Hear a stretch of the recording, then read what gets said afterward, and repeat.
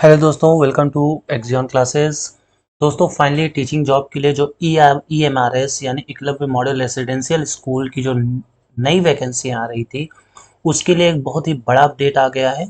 ये वैकेंसी जल्द ही आने वाली है। इसके लिए जो डेट्स हैं वो जल्दी ही रिलीज हो जाएंगी। ओपनिंग डेट की कब से फॉर्म भरा जाएगा, तो इस वीडियो को आपको कम्प्लीटली देखना है। ये एक बहुत बड़ी अपडेट है, बी रेडी फॉर दिस। तो क्या यहाँ पे नोटिस दी गई है वो हम लोग यहाँ पे पढ़ते हैं। देखिए यहाँ पे ये national school society for tribal edge जो स्टूडेंट्स, ये इसकी ऑफिशियल वेबसाइट है। ठीक है, EMRS, यहीं पर आपको सारी डिटेल्स मिलेंगी। तो देखिए यहाँ रिक्रूटमेंट सेक्शन में सबसे आज ये यहाँ पे अपडेट हुआ है। क्या लिखा हुआ है? Information bulletin. क्या यहाँ पे इंफॉर्मेशन दी गई है, जरा यहाँ पे समझते हैं। देखिए सबसे पहले यहाँ पे फर्स्ट में यहाँ पे दिया गया है कि कितना, किस हिसाब से यहाँ पर किस पेज में आपको कौन सी डिटेल मिलेगी। तो हम लोग स्टार्टिंग से स्टार्ट करते हैं। देखिए सबसे पहले इवेंट्स की बात करें तो यहाँ पे देखिए साफ साफ लिखा हुआ है कि 31 जुलाई 2023 तक फॉर्म भरे जाएंगे। मीन्स टू से कि नेक्स्ट मंथ यानी जुलाई फर्स्ट वीक में इसके पूरे चांसेस हैं कि यहाँ पे डेट आ जाएगी, क्योंकि देखिए यहाँ पे अभी डेट मेंशन नहीं की गई है।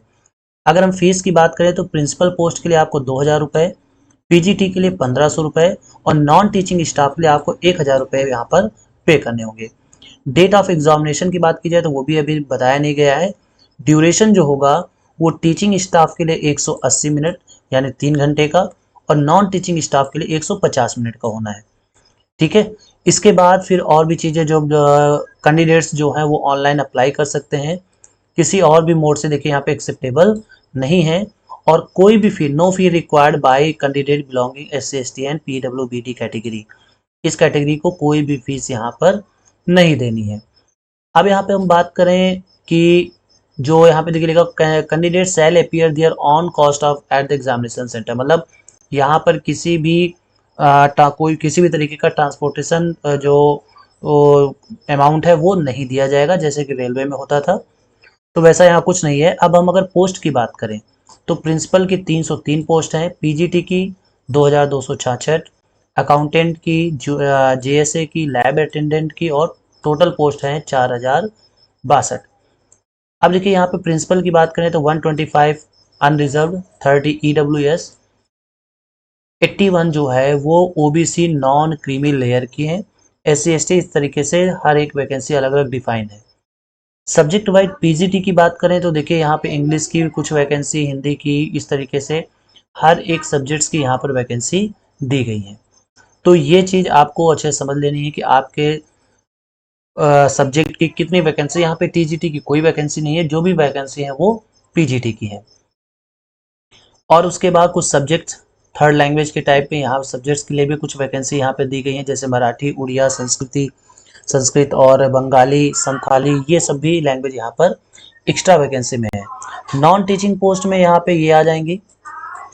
ठीक है, नॉन टीचिंग पोस्ट में अब यहाँ पे कुछ इंस्ट्रक्शंस दिए हुए हैं कि कब यहाँ से, देखिए यहाँ पे दिया हुआ है साफ साफ, the cut off date for determining various eligibility criteria will be this. 31 जुलाई तक यहाँ पे कट ऑफ डेट है। मतलब अगर आप पीजी कर रहे हैं और अगर आपका रिजल्ट इतने तारीख तक आ जाता है तो आप अप्लाई कर सकते हैं। ठीक है, जो रिटन टेस्ट होना है देखिए OMR बेस्ड होगा, यानी जो टेस्ट होगा वो OMR बेस्ड पर होगा प्रिंसिपल पोस्ट के लिए। और उसके बाद फिर इंटरव्यू भी होगा। अगर हम यहाँ पे बात करें रेशियो की तो 80% एंड 20% रेशियो लिया जाएगा, मतलब रिटन का 80% और इंटरव्यू का 20% यहाँ पर लिया जाएगा। लेकिन जो टीचिंग स्टाफ है जैसे कि पीजीटी, उनका सिलेक्शन केवल और केवल final selection OMR based test से ही होगा, यानी जो आपके रिटर्न में जो मार्क्स होंगे उन्हीं के बेसिस पर आपका सीधा फाइनल सिलेक्शन होना है। यहाँ पर पीजीटी के लिए भी कोई भी इंटरव्यू नहीं है।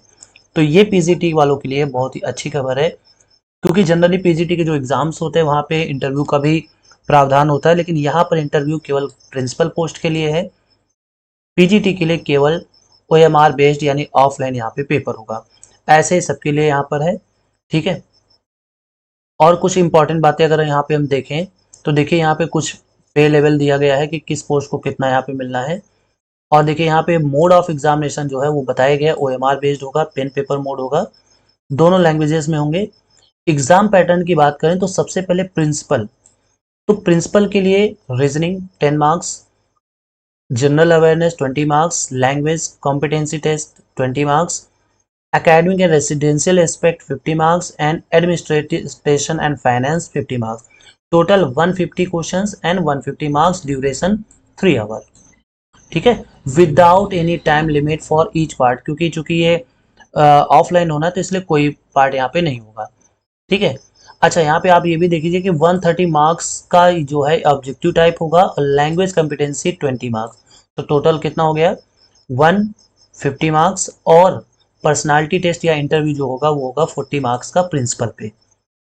पीजीटी में बात करें तो बिल्कुल वैसा ही कुछ यहाँ पर भी है कि 10 मार्क्स का जनरल अवेयरनेस, 20 मार्क्स की रीजनिंग एबिलिटी, 10 मार्क्स का आईसीटी यानी इंफॉर्मेशन कम्युनिकेशन टेक्नोलॉजी, और टीचिंग एप्टीट्यूड का भी 10 मार्क्स का होगा।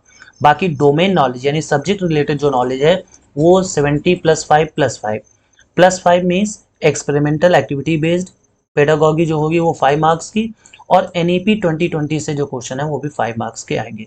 तो टोटल 80 मार्क्स ये हो गए और 50 मार्क्स ये हो गए, यानी 130 क्वेश्चंस, और 20 क्वेश्चंस हैं वो लैंग्वेज कॉम्पिटेंसी यानी हिंदी और इंग्लिश के होंगे।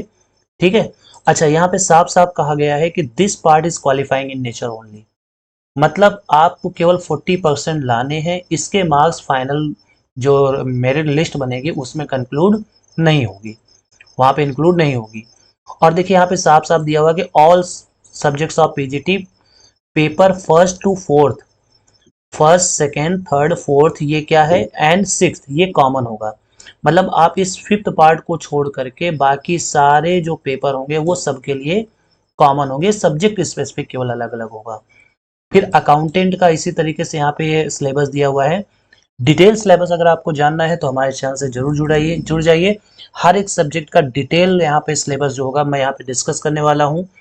ठीक है, तो वीडियो अभी और भी आगे बहुत सारी चीजें दी हुई हैं। फिर मार्किंग की स्कीम देखिए, यहाँ पे निगेटिव मार्किंग भी है कि करेक्ट आंसर के लिए 1 नंबर मिलेंगे, जबकि हर गलत आंसर के लिए 0.25 यानी 1/4 निगेटिव मार्किंग है।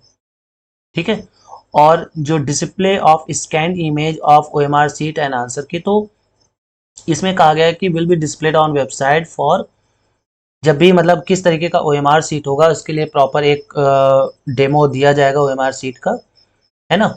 और उसके बाद देखिए यहाँ पे ध्यान समझिएगा, the result will be declared according to the final answer key prepared by the subject experts, in case challenge on answer keys is accepted subject experts, the amount will be refunded to concerned candidate after the, मतलब अगर आप किसी question को challenge करते हैं तो आपको 1,000 रुपये यहाँ पर क्वेश्चन प्रोसेसिंग फी देनी होगी, जो कि बहुत ही ज़्यादा है। ठीक है, the answer key is likely to displayed for 2 or 3 days to provide the opportunity to candidate challenge answer key with non-refundable prescribed fee of this as processing charges in case they are not satisfied with of any of answer, मतलब ये only paid challenges made during stimulated time will be considered, कि यानी 1,000 रुपये आपको देने पड़ेंगे एक question के, that's a big amount. Syllabus की बात करें तो अभी हमने बताया ही है कि आपसे सिलेबस के बारे में पूरी तरीके से हर एक सब्जेक्ट का क्या सिलेबस होगा वहाँ पे पूरा डिस्कस करेंगे।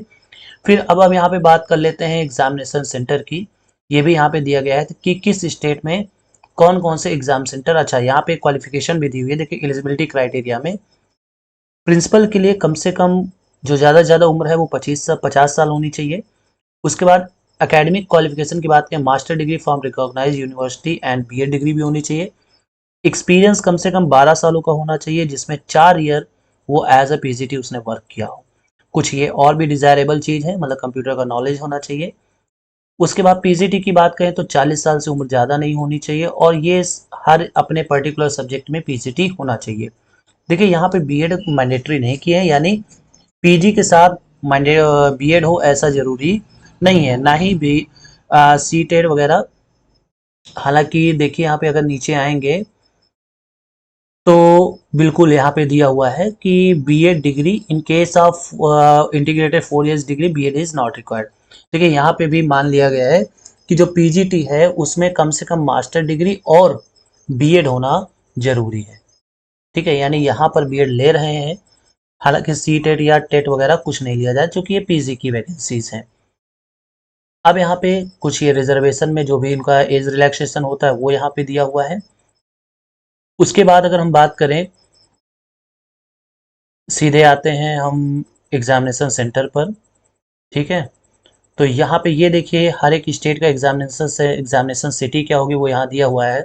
अगर हम उत्तर प्रदेश की बात करें तो उत्तर प्रदेश में देखिए लखनऊ ही केवल एग्जामिनेशन सिटी है।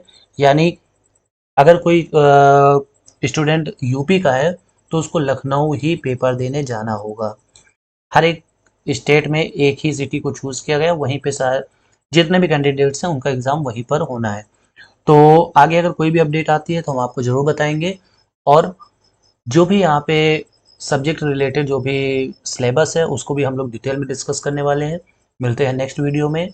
चैनल को ज़्यादा से ज़्यादा लोगों तक शेयर करें, पहली बार है सब्सक्राइब जरूर करें। मिलते हैं नेक्स्ट वीडियो में।